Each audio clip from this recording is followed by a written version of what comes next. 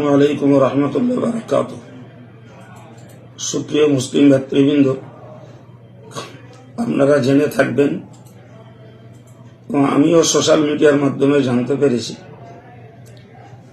পিয়ারডাঙ্গা শরীফের পীর সৈয়দ মরহুম আহমদুল্লাহ সাহেব হুজুরের লক্তে জিগার আলাজ হাফেজ কারি মৌলানা আলী আসগর সাহেব হুজুর, যিনি বাংলার একজন প্রখ্যাত বক্তা, তার উপরে সম্প্রতি একটি বর্বরোচিত আক্রমণ হয়েছে। কে বা কারা করেছেন সেটা আমাদের কাছে চিহ্নিত নয়, তারপরেও আমরা তার উপরে এই আক্রমণটাকে ঘৃণা করছি এবং ধিক্কার জানাচ্ছি। অল ইন্ডিয়া সুন্নাতুল জামাতের পক্ষ থেকে তার প্রতি সমবেদনা এবং তার দ্রুত সুস্থতা কামনা করছি। পাশাপাশি তার এই আতঙ্কিত জীবন থেকে হেফাজতের জন্য আল্লাহ পাকের কাছে দোয়া চাইছি।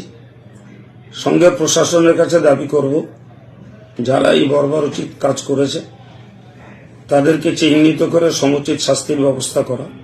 তাহলে আগামী দিনে এই জাতীয় পদক্ষেপ নিতে দুষ্কৃতীরা সতর্ক হবে এবং সাবধান হবে আশা করা যায়।